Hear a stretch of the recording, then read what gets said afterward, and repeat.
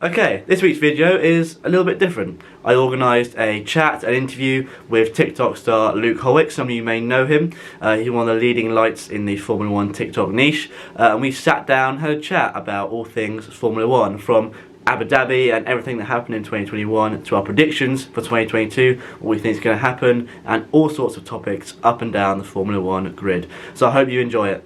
Don't forget to like and subscribe, and I will see you in the video. Now, the interview itself, or the chat, was around an hour long, but I cut it down to about 35 minutes, and I'll be posting clips of it on my TikTok as well, some unseen footage on my TikTok as well, too. But like I said, hope you enjoy it, and boom, let's talk F1. To finally speak to you, it's a long time coming. It is. So I just want to get to know you first a little bit, if that's alright. So how old are you? I'm 19. 19, yeah, same as me, 19. Are you at uni, or...? No, I have a full-time job working for Unilever. Oh, okay, nice. That sounds quite cool. Yeah. Yeah. And how did you get into F1? Well, bit of an anticlimactic. My dad loves F1. He's a massive Michael Schumacher fan.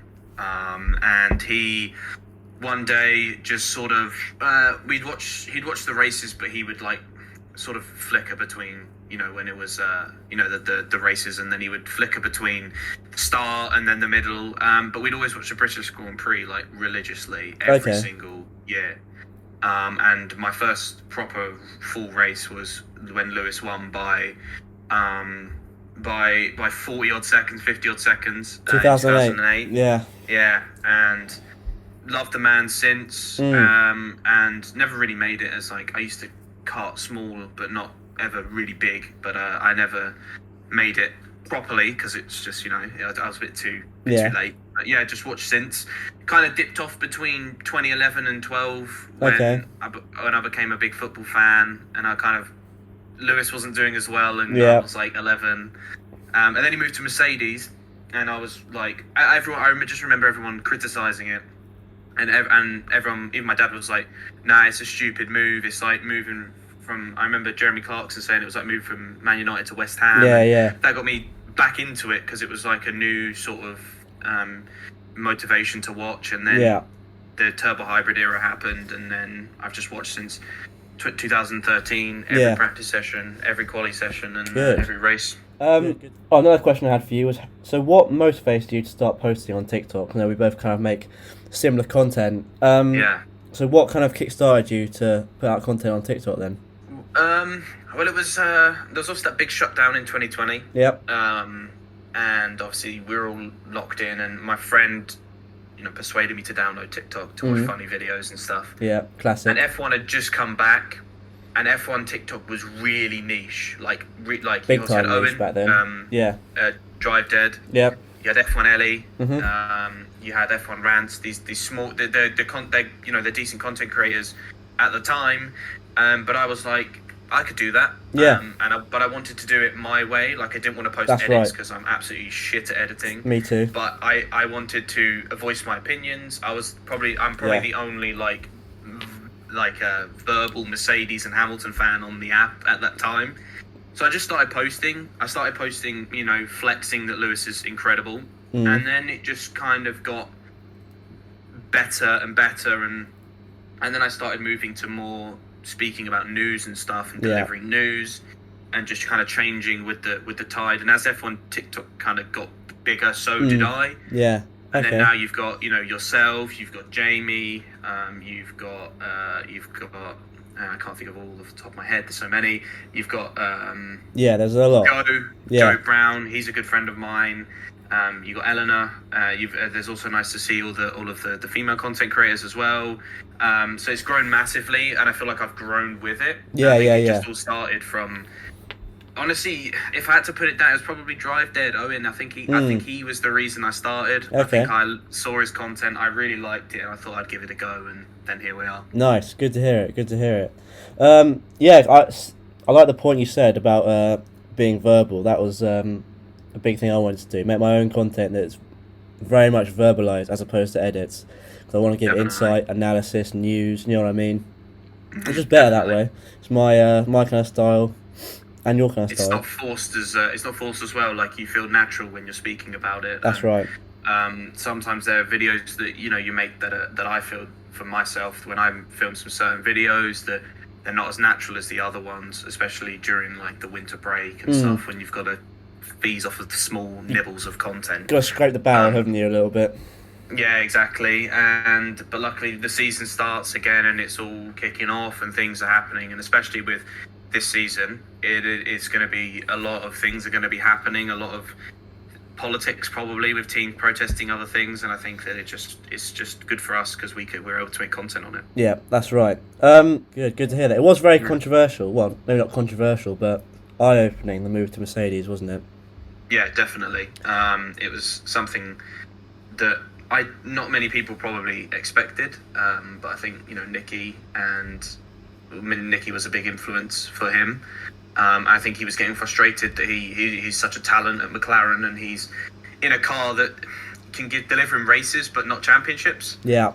I know he won it in 2008, but in 2009, 10, 11, he was not really ever really in contention. I think they obviously persuaded Hamilton behind closed doors with a massive project, which obviously must have tempted him big time because... Definitely. That's how it worked. And obviously...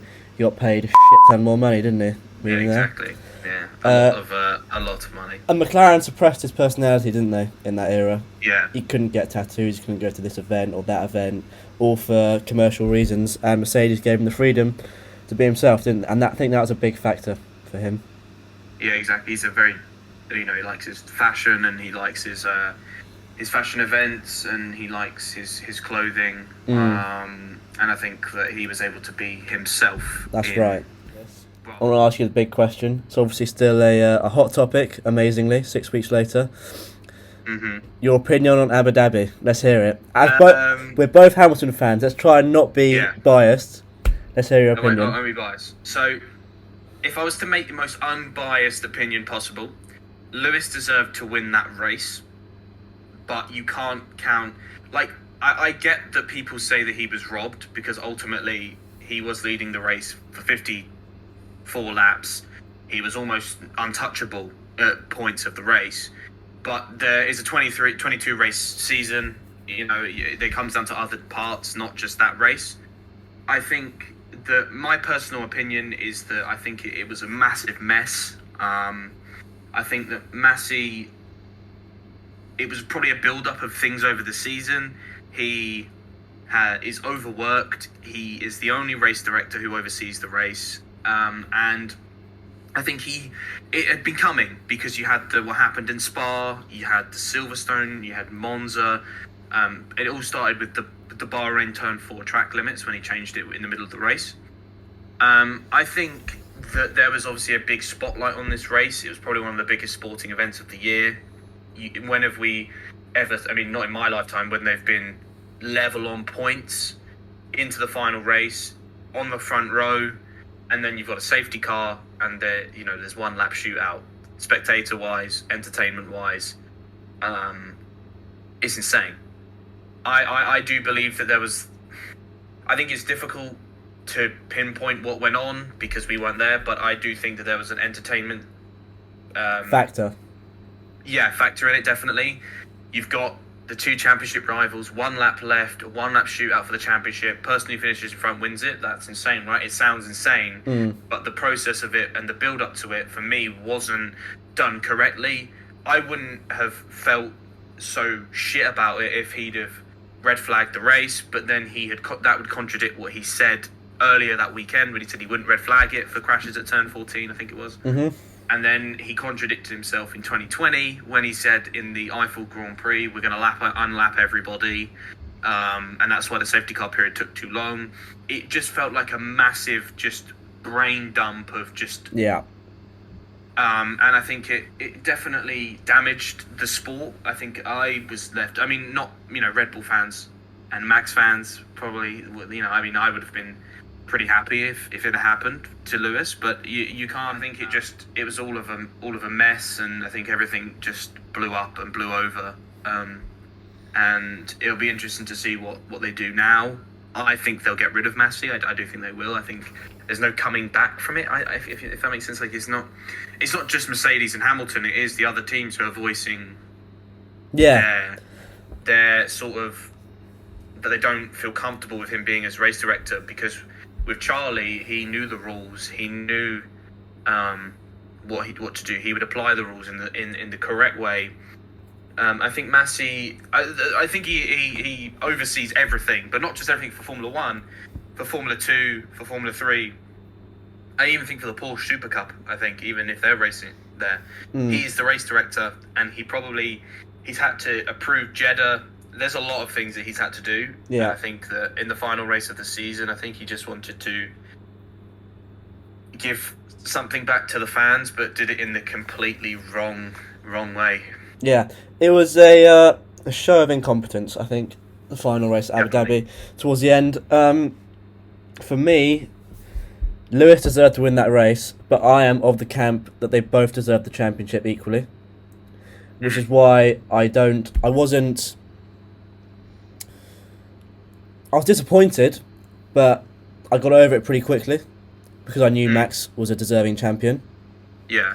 If you look at the stats as well, I mean, laps led, more podiums, more wins. I mean, he aced it. He wiped the floor at times in 2021, so he deserved the championship, yes. But is there an element of it being hollow as a result of how he won it? Because Lewis deserved to win that race big time and didn't win the race. And if he did win the race, he'd obviously be champion. I think Massey will be gone. It's pretty well implied that Mercedes and Lewis Hamilton want him out. Yeah, I think so too. And on Lewis Hamilton, of course he'll be there next year. Let's be real. Yeah. I mean, let's be real. It's too late. It's the 2nd of February.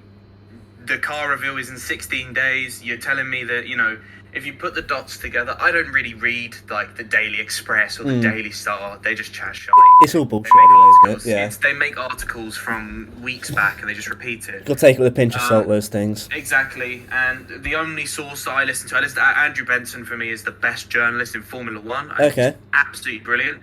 RTL is a German source who are very reliable. They were the people, and they have said that Lewis is coming back. He's testing the car. Yeah.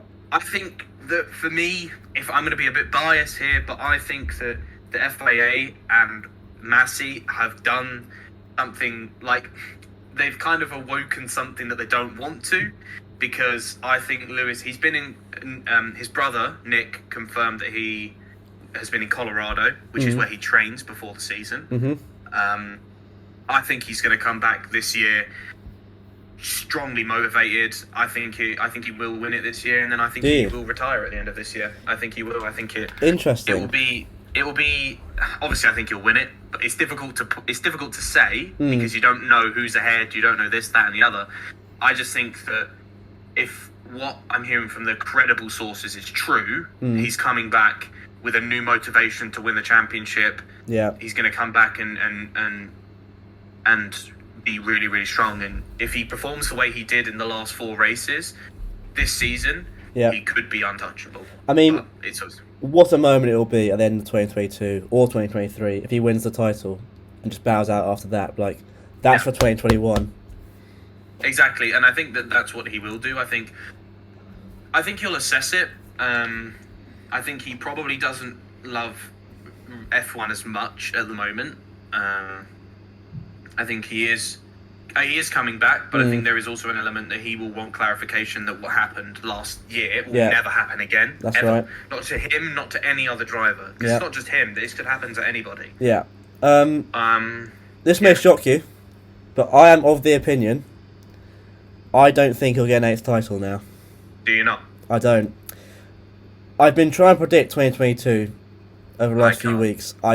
Struggling so much. I can't at all. It's probably one of the hardest seasons I've had to predict in ages, as long as I can remember. And I just don't think I have a feeling, I don't have evidence to back it up obviously, but I just have a feeling that he's not going to get the 8th title. I think Ferrari are going to be very strong next year. That Definitely. I do have a strong opinion on. I also just think that Mercedes has been at the top since 2014 now. If that carries on into what will now be a 3rd rule change, I'd be surprised. However, on the other hand, they are Mercedes with some of the best resources, facilities, know-how. So they will be strong. And they could come out and dominate. Yeah. They could come out and dominate again. I don't think they will, though. I don't think it will be like that. I No. think if the regulations are meant to do what they are supposed to do, it will be close. Yeah. I think Ferrari, you're definitely right. I think Charles Leclerc he's fantastic. He's great. I think he will be challenging. You got George, obviously in Mercedes. A lot of people were like counting him out and stuff. I think he will be there from Bahrain. He will be right with Lewis. He will. Yeah. He will. You think? I think so. I just think he's just. I'm in the camp of George Russell. I'm a George Russell stan. I think he's fantastic. I think he's great. I don't think he'll beat Lewis. I think he will be a lot closer than Bottas. Yeah. But I just think the reason that I think Mercedes won't dominate, but Lewis and Mercedes will win, from a point of view that's not because I'm wearing the shirt, is that I think they've got the best.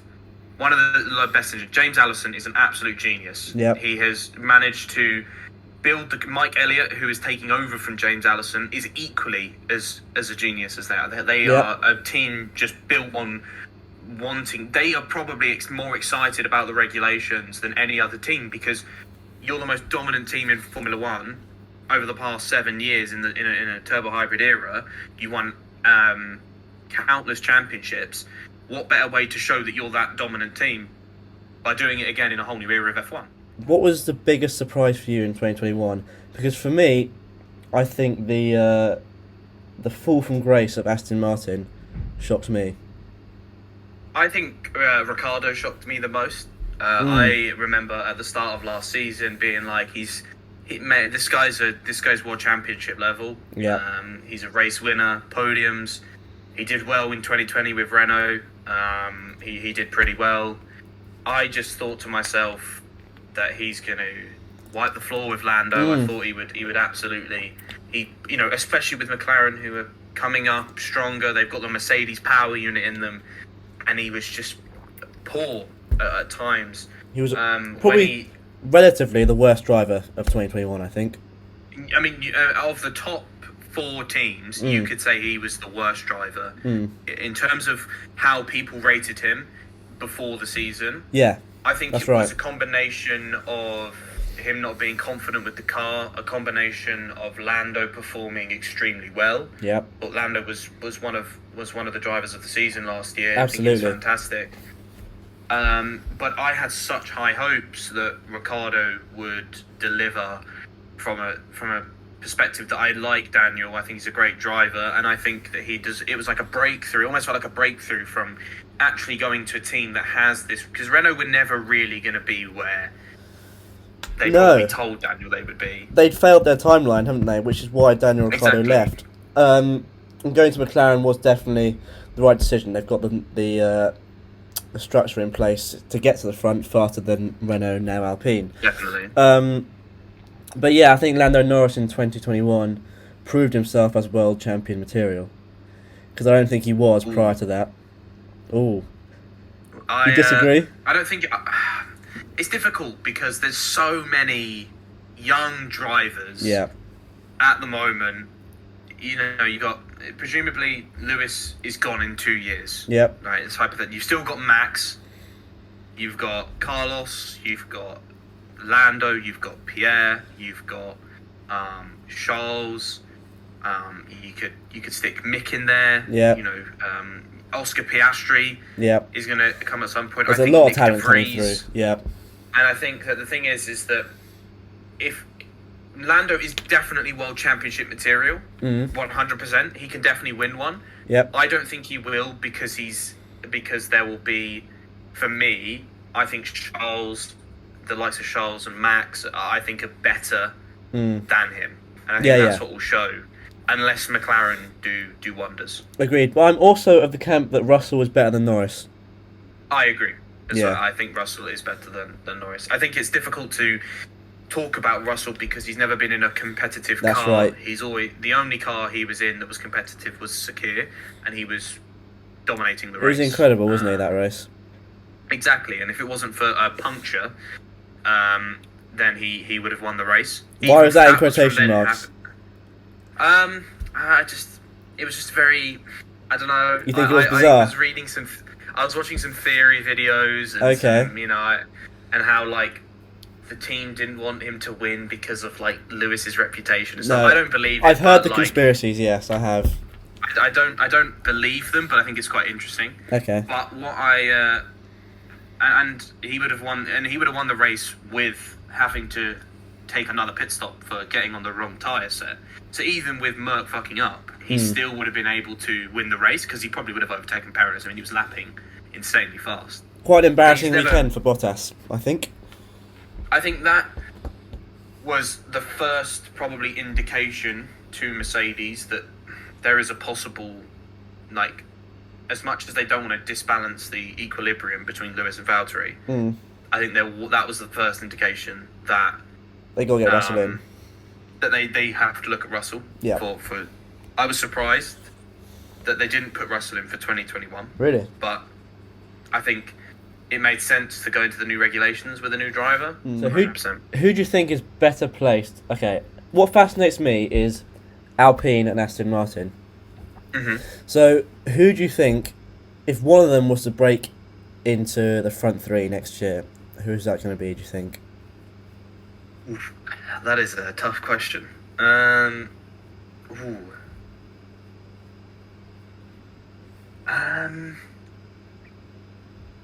would say Alpine. I'd agree. Because I think Aston Martin have been a bit messy. Mm-hmm. They've lost Otmar. They've lost BWT. That was strange, that whole team thing. Principal.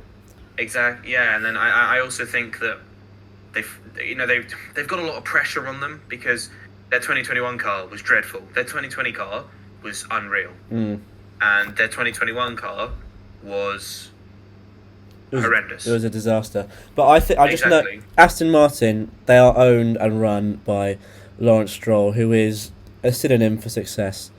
He will take that team to title-winning status within 5 years. I just don't think it'll be next year. I don't think so either. But I do think Aston Martin will be world champions in the future. Just not now. You think? I do, absolutely. Lawrence Stroll is not going to fail in F1. He knows how to...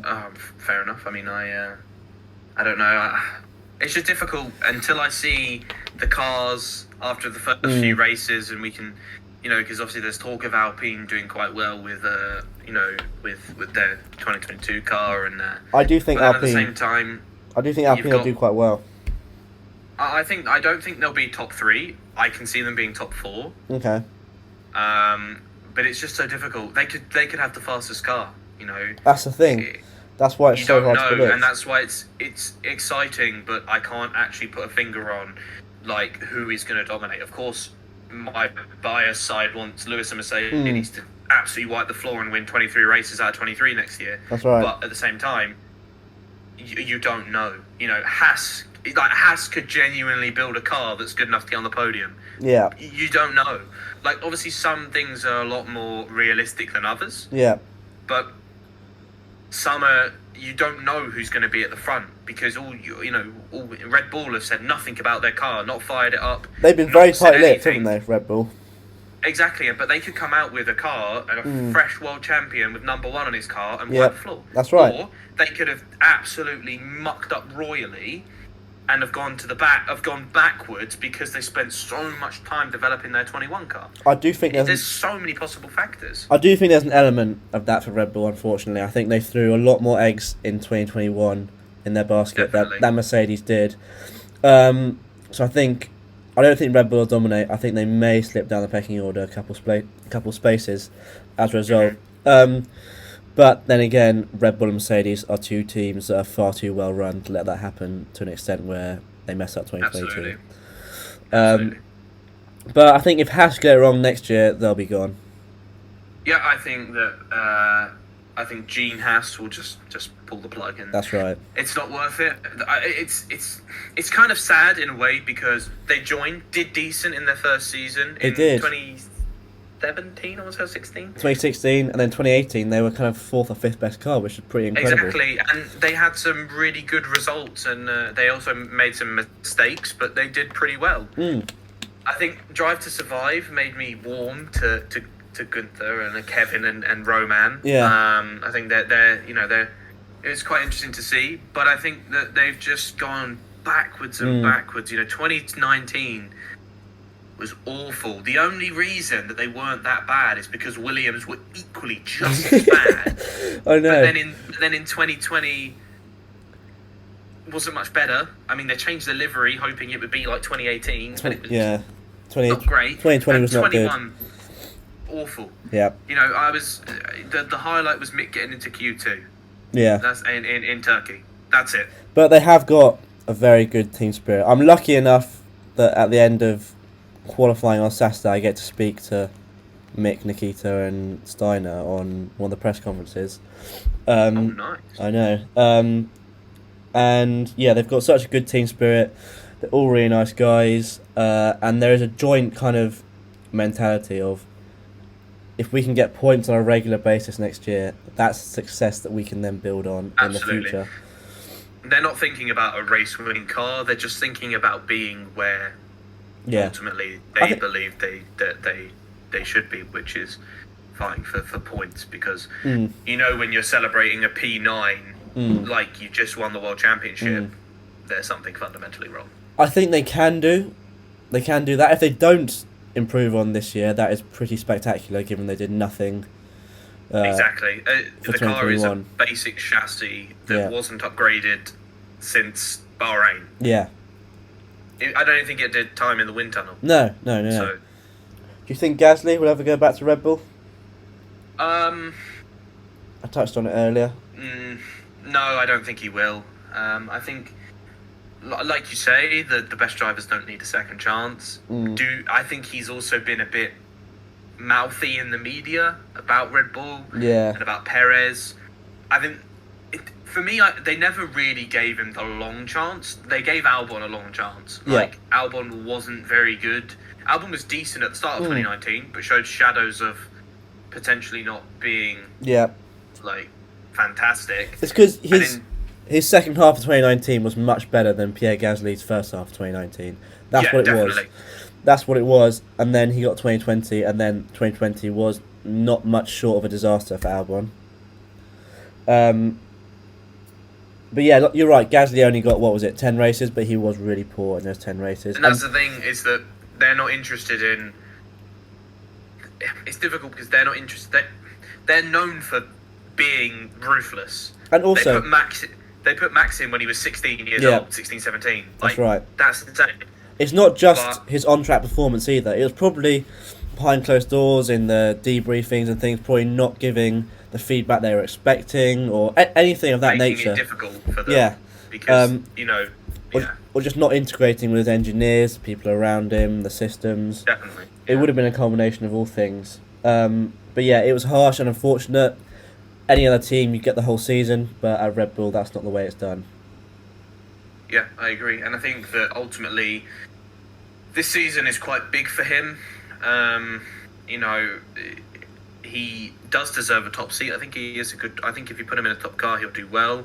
But unfortunately, as I said with Lando, he's in a field of drivers who are just individually so talented. Pierre is really talented. Obviously, he's in F1, but I think you as you say, you put him in a top car for 10 races. He'd done well at Toro Rosso previously. That 2018, he's not too bad. Yeah.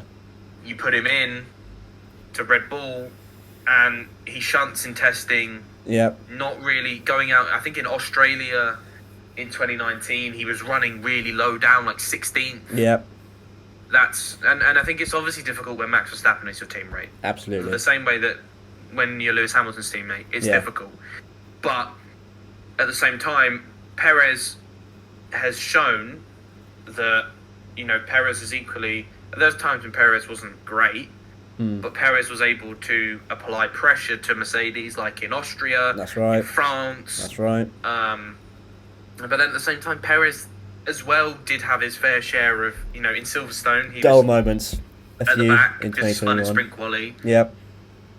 He did well in Turkey. There's glimpses that Perez was nearly... Perez is nearly what Red Bull need. I think if he finds the consistency this year, he'll be what they need. And even though Perez had a much better car than Albon and Gasly had, relatively speaking, Perez did a much better job than them two. in my Definitely, opinion. 110%. I imagine Alonso will walk away from Alpine, but he stays in F1's another conversation. But I think Alonso will walk away from Alpine, and I hope Piastri gets that seat. He should do. If all things go Yeah. normally. But And also, if Aston Martin don't improve, I think Vettel will probably retire, which leaves a seat at Aston Martin. I read the other day that the seat at Aston Martin could be an option for Alonso if he doesn't want to retire. Oh damn. Yeah. Fair enough. And that seat at Aston Martin, I imagine, if it's free, that's got to be a good option for Pierre Gasly. Yeah, definitely. I think it'll be a good option for him. Obviously, there is going to be seats. Not a lot, but there is going to be seats. I think you are right in that. I think Vettel will retire if he doesn't do the job. It's a shame, if isn't Aston it? Martin don't do the job. It is a shame, definitely. He was. I remember my dad talking about him in 2013, saying like, if they can nail the regulations, he's going to beat Michael's record, and he just went backwards from there. It's a shame. I really like Seb, but it just hasn't worked out. I think Alonso. It's difficult with Alonso. You don't know because he's 40 odd, but he's got so much raw motivation. You can hear speed, it in his voice. I know. And you can hear the way that he's racing. He loves it. He loves the thrill. But at what point does his body catch up with him and That's right. can't do what the younger people can do? And then obviously Lewis as well. 37 now. You don't know. He's 37. He's closer to 40 than he is 30. That's right. You don't know when. F1 is such a brutal sport because it's not the race pace that they lose. It's not. They never lose their racecraft. It's the quali pace and the one lap pace, which is what we saw with Kimi. Yeah. Kimi was never able to get that blistering lap. Okay, he wasn't an Alfa Romeo, but Giovinazzi at points was having really good quali sessions. That's right. In Q3, I think it does come down to how consistent they are, and if you're consistently at the top level, if Lewis is able to consistently do it, it will keep him more motivated. That's right. But I think there's also a fear that you don't want to go backwards. No. And that's what the Vettels and the Alonsos will be thinking about. And even Ricciardo, like I think something that could be very interesting this year is if he doesn't perform. Yes. What McLaren do. They have Pato O'Ward, who's an IndyCar driver. I think Pato O'Ward is a really good talent. Yeah. He's really good in IndyCar. I think he has a good shot at winning IndyCar this year. Okay. I think I think Ricciardo's got a lot of pressure on him. He has. The comments I see in the media about him just like turning up and driving and, talking about McLaren. McLaren are interested in Formula E as well. So maybe, they'll get dumped to Formula E like all the other Formula 1 drivers do.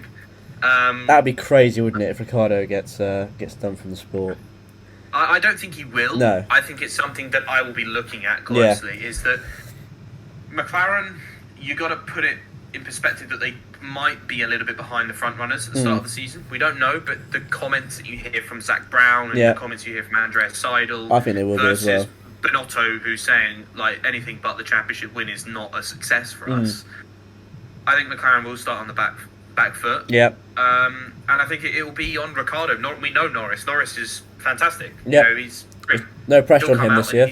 Exactly, because he's got a 2.5-year deal. Yep. He's not going to get dropped because he's a brilliant talent, and they'd be foolish. And he's their But commercial Ricciardo asset has in the got- future. Exactly, and Ricciardo's got that sort of cloud over his head that says, I need to Pull your finger out, perform man. here.